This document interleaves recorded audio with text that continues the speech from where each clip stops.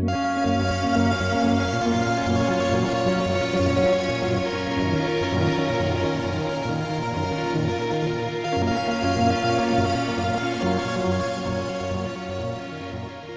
back to Dotwave. I'm your host, John O. Wells. This is part 2 of a 2-part series interview with Tom Erbe.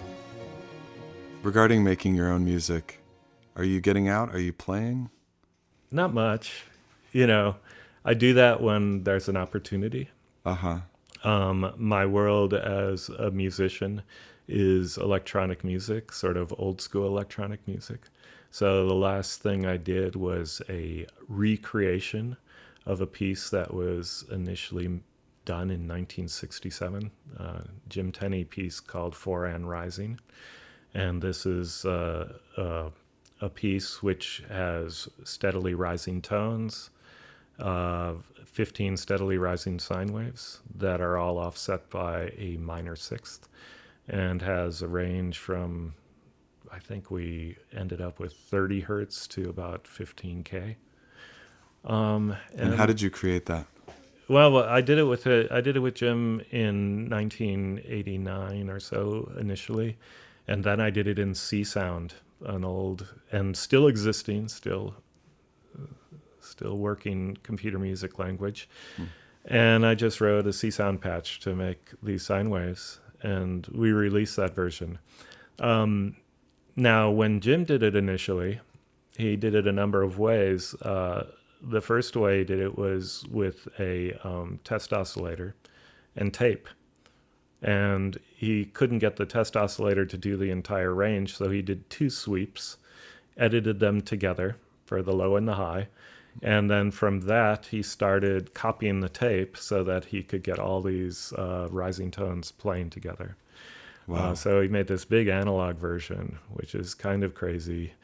And then he asked his friend, who was the resident composer at Bell Labs, Jean-Claude Rizet, to help him out. And Rizet computed a version for him. So there's this early computed version as well. So when we got together, we were looking at restoring the old versions, but we decided, well, this is a sine wave piece. Let's just do it in the most idealized way.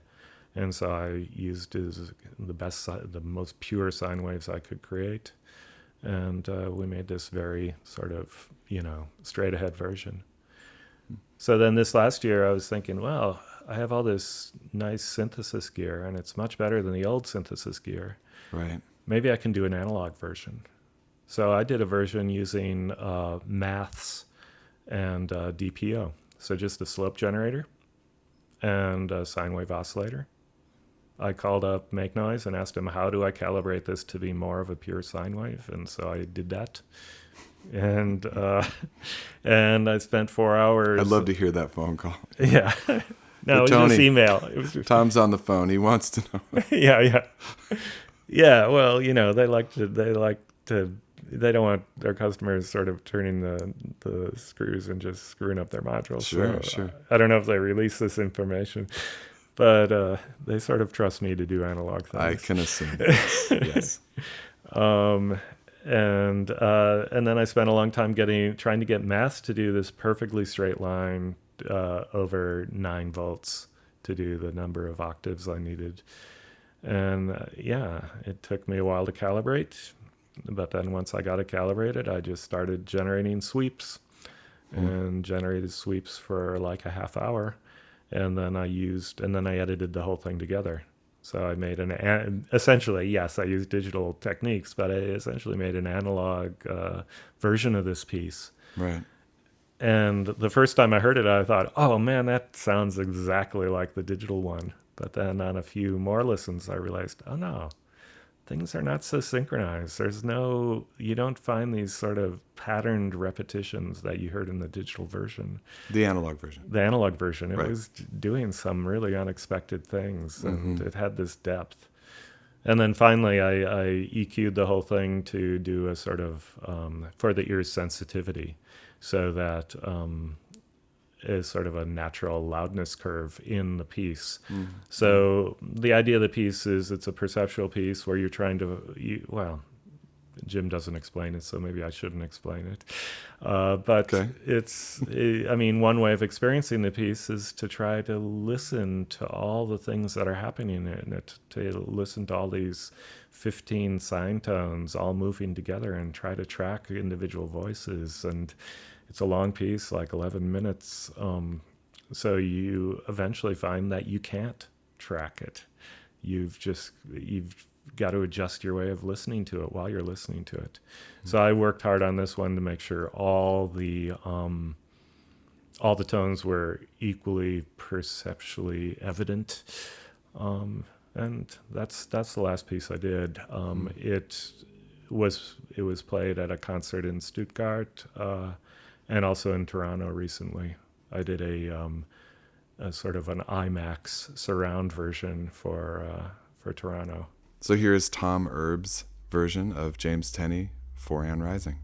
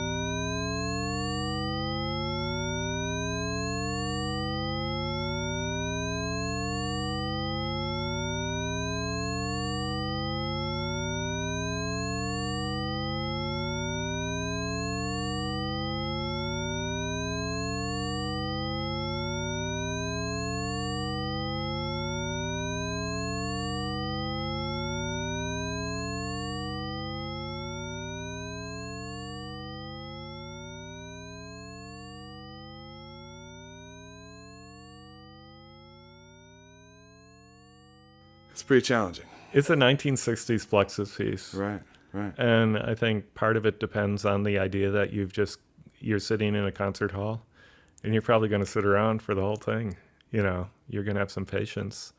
Also, from that period, there was maybe more exploration into sort of long form and single idea pieces.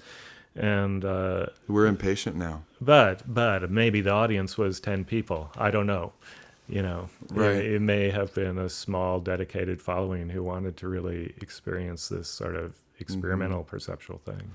This is an interesting part about experimental music is that, like, I found, or I'll just say for myself that, and with film too, I find that a lot of times in the moment, I'm really struggling. Yeah. But I think that great art also should challenge you, and that sometimes it's afterwards. It's maybe that evening or the next day where you're starting to realize, like, what you went through, and what it meant. Yeah. Yeah, I mean, the it's hard to just let it go. Initial exposure to something that's intense or singular or, strange is a bit of confusion. Mm-hmm. You haven't really learned what's going on. Mm-hmm. Plus, it's the first time you heard something, you don't know what's going to happen. Right. This Jim Tenney piece goes on for 11 minutes. You think maybe it's going to change or you don't know. Mm-hmm. So I remember going to this Marian Amache performance in Oakland. And she is friend with the Meyer Speaker Company, and they set up this great system in there, really loud in a small gallery. She spent a week tuning the system to be just about as loud as your ears could handle. And these really terrific low-frequency drones going on. And at a certain point, she introduces this tone which resonates with the ear canal. So you're in this big wash of dark, sort of thick, low frequencies all around you, just encompassing you. A lot of people were just walking around the place, sort of getting into the vibe of really dancing. really loud drone sounds. Yeah. A few people were just sort of laying on the ground like, sort of this high volume ambient chill. And then suddenly all the sounds go right into your head. And a whole bunch of people just ran out of the gallery at that point. They just had to escape. Right. Like, what the fuck is going on? Yeah. But I'm sure people go back the next time Marianne Amichet's in town. They know what's going on. They feel like, hey, I ran out of that halfway through. It was really amazing and intense. They got a big reaction on me. They'll go back for more, you know. So I saw My Bloody Valentine in the early 90s at the Palace. This was for the Loveless tour. Okay. And I've heard they were incredibly loud live. So, you know, you're at home, you're playing their album loud, it sounds great. Yeah. You know, they spent like 2 years making that and bankrupted Creation Records making that album. Yeah. So we all go, we're cool, you know, we're going to see My Bloody Valentine.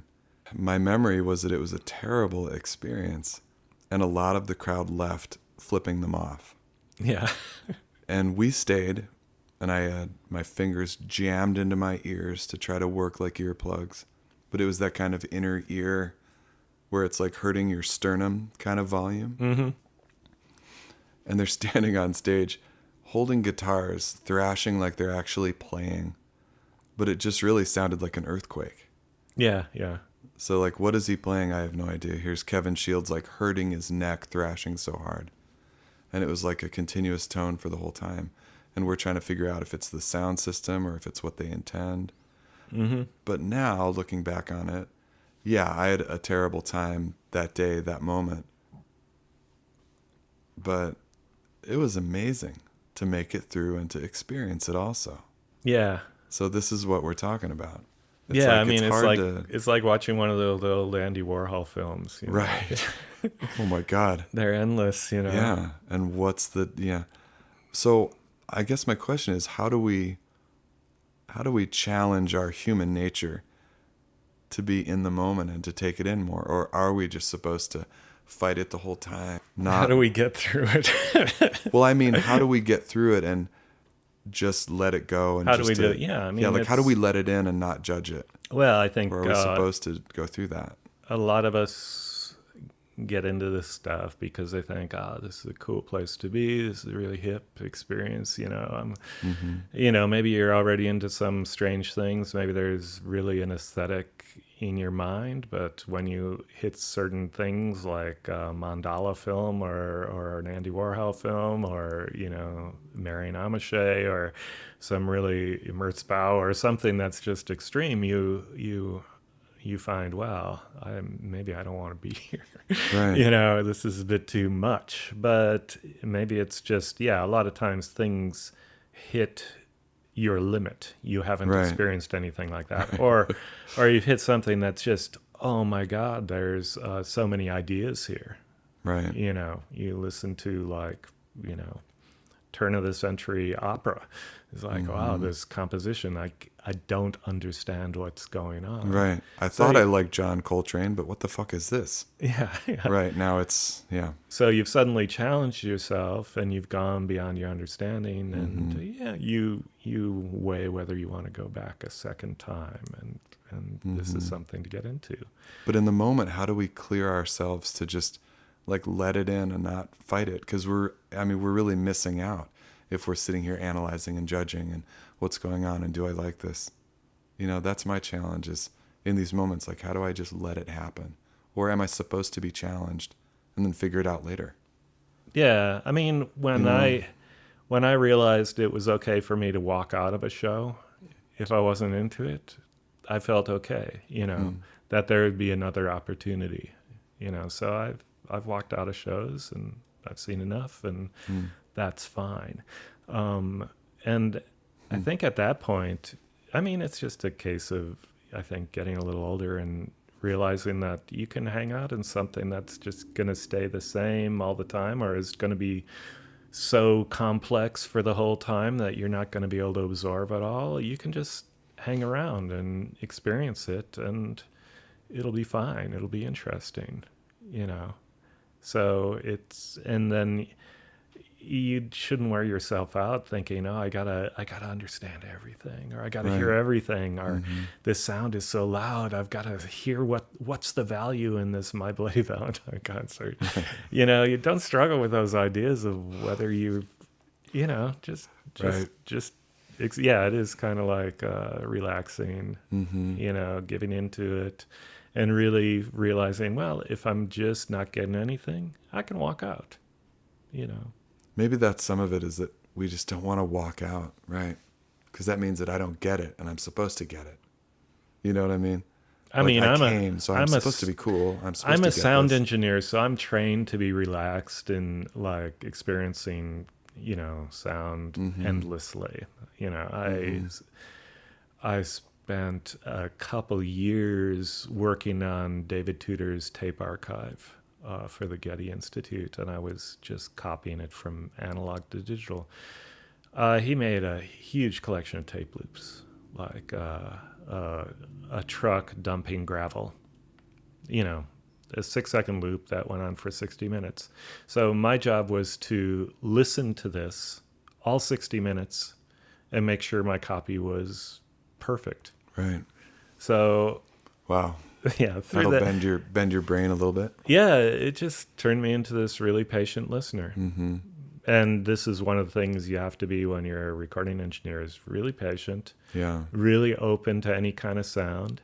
Still, you have to be critical, and you can't miss anything. So you learn this method of relaxed, attentive listening. So I can't really speak for the general audience. Yeah, I can walk into a show and just sort of, no matter how extreme it is, I can take it in and not get bored and sort of, enjoy it. That's beautiful. What you're saying, I've experienced with Eurorack, because I used to hear something repeating, and I would get annoyed really quickly. Like when my wife is hearing stuff going on in my studio, and Yeah, you're working on a sequence has and to you're run up and shut the door. Yeah. But now I've got this patience to, or let's say I've gotten better and am developing a better patience to let something repeat as I'm learning it, as I'm tweaking it, as I'm like diving down that rabbit hole. Yeah. And I definitely didn't have that patience before Eurorack. Yeah, I mean, I'll split it. I'll split from a concert if I have a migraine headache and I'm seeing aura in front of my eyes, and I haven't had any water for 6 hours. I might say, well, maybe I should get out of here. Mm-hmm. But it's just a matter of getting relaxed, I think. Yeah. But also seeing what you're really interested in. Right. Maybe you're not interested in, I don't know, Schoenberg or Merzbau or whatever. Maybe you are, Okay, so I could talk to you about this stuff forever. Can you tell us some of the things which you're working on now, either personally or next steps with Make Noise, or is that top secret? Where are we? Yeah, it's we'll keep things secret, but honestly, Great. I mean, I finished a Mimeophon, I finished some various other audio projects. I ended up at this stage this last month where I don't have any projects. So I'm exploring new ideas and trying to, see which ones take off. So it's always a little awkward time to talk about things because you don't know whether it's going to be successful or not. But I will say what I'm trying to do is explore ideas of combining vari-speed and convolution into a set of plugins. And what I'm trying to make is to make convolution somewhat performable. I don't know if I'm going to succeed at this. I think you will. And yeah, thank you. But if you don't see anything come out of this, that's fine. I am thinking of new stuff for Make Noise, And so far, all the ideas, I can't talk about them. But that's great. That's exciting. But yeah, we're thinking about things that are fairly different than what I've done before. So we can. That's so exciting. Yeah. We'll all be here ready to see it happen. We're also talking about some elaborations of other ideas, I am thinking about doing a plugin that's based on another delay, but this time the delay idea is that you can place a impulse response, basically a sampled impulse response, convolution response in the delay line. So for instance, you could record a piano cluster and take that sample, put it in the feedback path, and now you have a delay which is processed through this piano cluster. So it's, I don't know if I'll be able to pull that one off either. But these are the ideas that are popping up right now. I love it. I do want to make a sort of successor to my 1991 program, Soundhack, especially since Apple just abandoned 32-bit, and the original program will not run on any of the new OSs. So I'm starting to build a framework, and the question for me is, do I make it as simple as possible or as complex as I want it to be? So that's going to happen, but it may take a little while.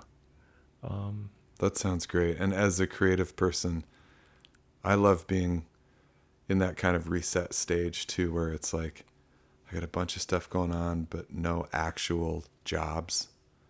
Mm-hmm. It makes my wife very nervous. Yeah. But as a kind of a creative cold shower kind of time, I always love those times. Yeah. For me, it's hard because I tend to want to work on everything at once. Sure. Yeah. And I've actually been budgeting my time to say, okay, one day on this idea. But now certain ones are taken off a little bit, so I'm going to devote some more time. I'm also working on a little educational website called Synthnotes, and it's just starting, but it's meant to be an instructional website on computer music programming. So it'll take you through how to get an oscillator to work, how to make a filter working, and touching on theory lightly, but quickly moving it into code and with sound examples. It should be good. So that's synthnotes.ucsd.edu. Is that live right now? It's live right now. I will link it under the episode. So it's barely populated, but I intend for that to be done by January, at least, because I'm teaching a class in January which uses it.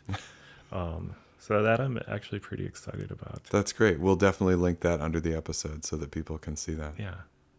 And I think I'll also link to the James Tenney piece too.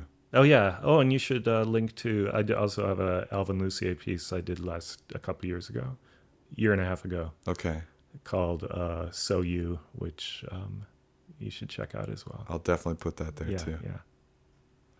Tom, thanks so much for this time. This has been awesome. Well, thank you. Again, I could talk to you for hours on this stuff. Yeah, it's always fun. Thank you so much for listening to Part 2 with Tom Erbe. I'm your host, John O. Wells, and this is Dotwave.